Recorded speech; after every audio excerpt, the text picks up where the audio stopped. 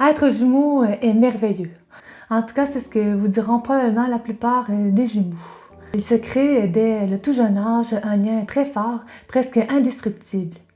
Mais ce lien qui peut être magique pour certains peut avoir un effet destructeur pour d'autres.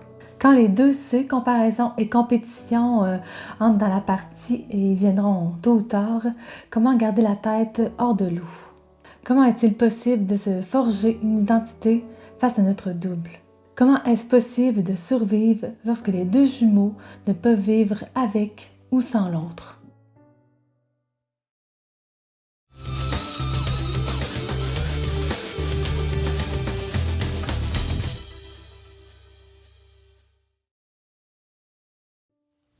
Bonjour tout le monde, bienvenue sur notre chaîne. Moi c'est Mélissa et moi c'est Mélodie.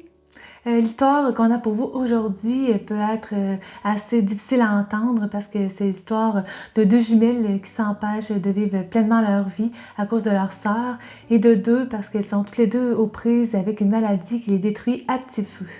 Mais elle est aussi très inspirante, vous allez voir. Deux jumelles d'origine néerlandaise sont coincées dans une relation intense d'amour-haine.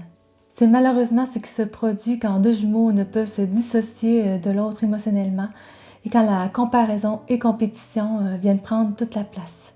On trouve ça important de discuter de ça avec vous aujourd'hui pour faire comprendre que ce n'est pas toujours rose d'être jumeaux. Voici donc l'histoire de Lisbeth et Angélique Raven. Nous les avons découvertes d'abord dans le documentaire Trapped by My Twin, Emprisonné par mon jumeau, un titre qui en dit très long sur la relation entre les deux sœurs. C'est une amie qui nous avait partagé ce lien à l'époque. Lisbeth et Angélique ont 35 ans durant ce tournage. Elles sont jumelles identiques et habitent ensemble à Amsterdam, en Hollande. Et elle n'aime pas du tout être jumelle. Elle trouve ridicule les jumeaux qui s'habillent pareil et qui paradent dans des défilés. Toutes les deux sont des artistes. Angélique a travaillé pendant un moment dans le domaine de la mode, alors que Lisbeth, elle, aurait tenté sa chance dans la photographie, mais sans vraiment avoir de succès. Depuis, les deux sœurs travaillent ensemble sur des projets vidéo qui mettent en lumière les jumeaux, en partie la relation amour-haine qu'il peut y avoir entre les deux, et aussi sur leur maladie commune, l'anorexie. On se doute tous que ce n'est pas facile de se sortir de l'anorexie, mais quand en plus tu te compares toujours à ton double, c'est encore 2 fois plus difficile. C'est Angélique qui a sombré la première dans la maladie à l'âge de 12-13 ans et sa sœur a suivi peu de temps après. Et après ce moment-là, c'était comme devenu une compétition constante entre les deux sœurs, à savoir laquelle d'entre elles mangerait le moins. Plus jeune, c'était Angélique qui était considérée comme la plus belle et la plus talentueuse. Elle était un peu plus grande que Lisbeth et c'était elle la meneuse. Elle a étudié en mode et a eu la chance de travailler pendant 5 ans pour Jean-Paul Gaultier à Paris. Mais à Paris, elle se sentait vraiment seule. Lisbeth, elle, a tenté d'être photographe, mais n'a pas réussi. Elle aurait travaillé aussi comme infirmière, mais serait allée rejoindre sa sœur à Paris car elle s'inquiétait trop pour elle. Mais là-bas, elle va vite sombrer dans la dépression. Mais à cause de leur compétition maladive avec la nourriture, Angélique va abandonner sa carrière et les deux jumelles vont retourner en Hollande pour vivre ensemble et aussi travailler ensemble dans le domaine visuel. Comme on vous l'a dit tout à l'heure, elles tournent des films sur la relation compliquée entre les jumeaux et aussi sur l'anorexie. Elle s'appelle L.A. Raven ou L.A. Raven, L pour Lisbeth et A pour Angélique.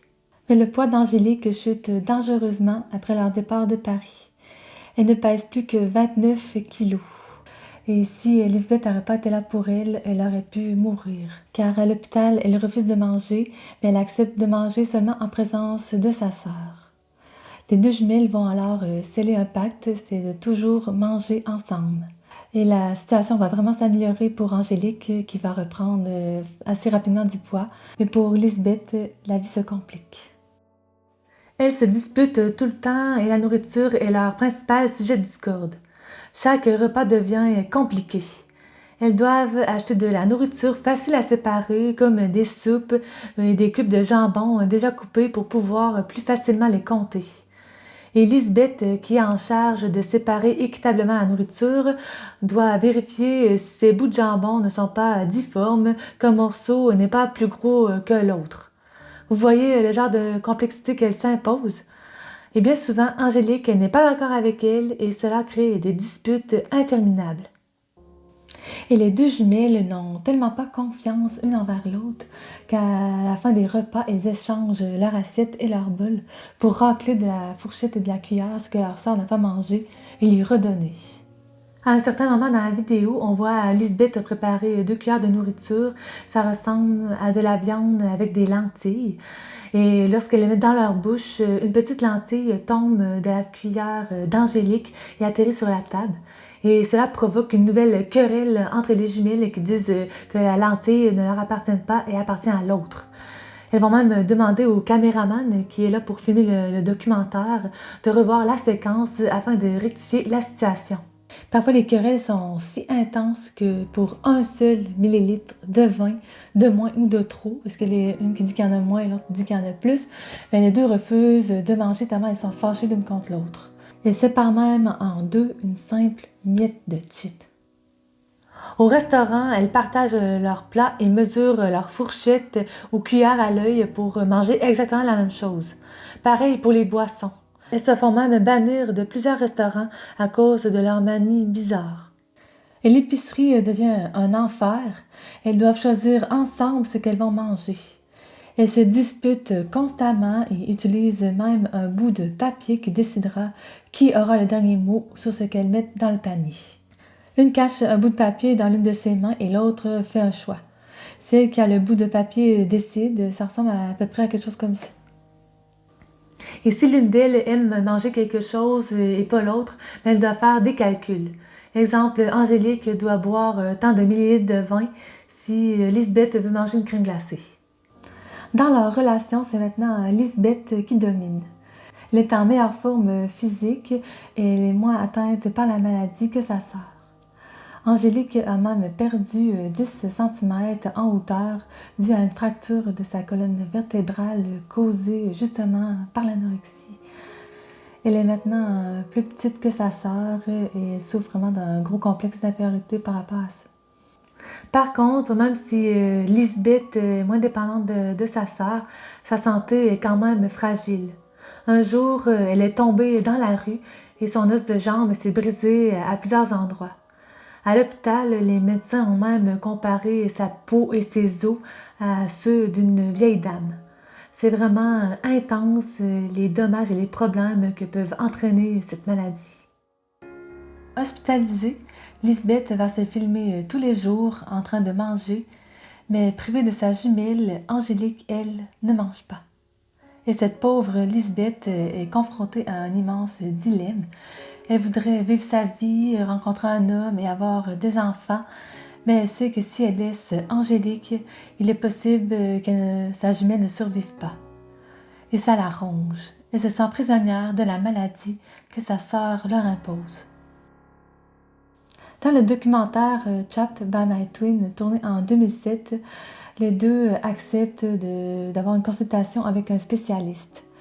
Lisbeth, elle, veut tout faire pour changer, elle veut tout faire pour avoir une vie normale, mais ce n'est loin d'être le cas pour sa sœur Angélique, qui, elle, ne s'aime pas et ne pense pas un jour pouvoir être aimée.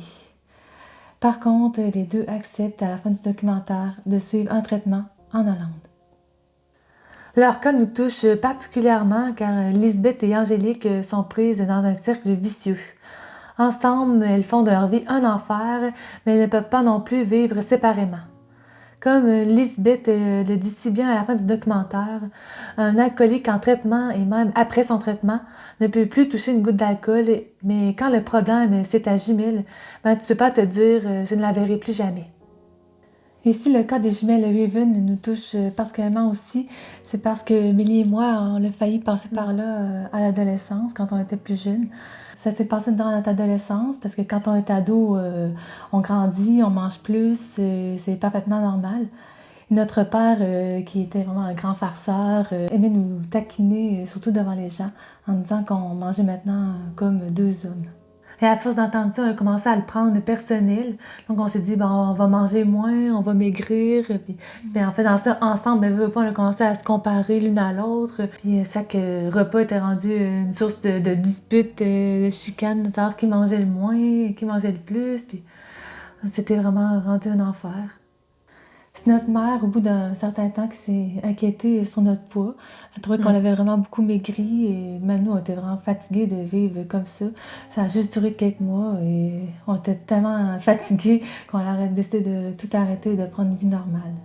Et heureusement, parce que aujourd'hui, à une trentaine d'années, je me serais pas encore vue me chicaner pour une lentille puis une miette de chip. Puis ça a été aussi difficile de faire nos vies séparément dans ces conditions-là. S'imposer ce mode de vie, cette pression, ce stress, ça ne vaut vraiment pas la peine, on vous le dit. Si vous êtes jumeaux, jumelles et que vous êtes coincés vraiment dans ce genre de situation, vraiment lâchez prise. On vous le répète, ça vaut vraiment pas la peine de se pourrir la vie comme ça en se comparant. On se fout de savoir qui est le meilleur en maths ou en français, ou qui a 10 livres de plus ou 10 livres de moins, ou qui a le plus d'argent sur son compte en banque. Si les gens vous aiment pour ça, parce que vous avez plus d'argent, ça vaut vraiment pas la peine de garder ces gens-là dans votre vie. Pour en revenir à Lisbeth et Angélique, les choses vont s'améliorer pour elles. Souvenez-vous, en début de vidéo, on vous a dit que cette histoire était aussi inspirante. Eh bien, en faisant nos recherches, on a découvert qu'un autre documentaire avait été tourné sur elles. Il s'appelle L.A. Raven Beyond the Image, en référence à leur projet vidéo. Il a été tourné en 2010. Les jumelles habitent toujours ensemble. Lisbeth suit un traitement de fertilité pour avoir un enfant et commence à fréquenter quelqu'un. Ce qui est dur pour les deux sœurs, car Lisbeth se sent coupable de laisser Angélique seule et Angélique se sent effectivement seule. Mais petit à petit, elles apprennent à prendre leur distance. Elles parlent même d'habiter séparément vers la fin du documentaire, ce qui serait une bonne chose. Elles continuent à travailler ensemble tout en ayant des vies séparées. Dans ce documentaire, on les suit aussi alors qu'elles travaillent sur des projets artistiques pour Hot AIDS. Les filles semblent s'entendre mieux. Elles parlent de quelques disputes qu'elles ont eues, se parlent plus calmement et rient ensemble. Elles semblent aussi en meilleure santé. Quand on compare leur situation en 2007, où elles se chamaillaient pour une simple lentille sur la table, et leur vie en 2010, vraiment, il y a une grande différence. Et on voulait aussi souligner le courage de Lisbeth qui a réussi à avoir 2 enfants. Ça ne doit pas être facile pour quelqu'un qui a souffert d'anorexie, de se voir grossir et de devoir manger plus. Vraiment, félicitations. Le documentaire L.A. Raven Beyond the Image est disponible sur Vimeo pour pas trop cher. On va vous mettre tous les liens, comme d'habitude, dans la description. On va aussi vous mettre le lien vers leur site internet. Bon, le site est en anglais et certaines de leurs vidéos ne le sont pas et ne sont pas traduites malheureusement. Mais si ça vous tente de jeter un œil, vous pouvez aller voir.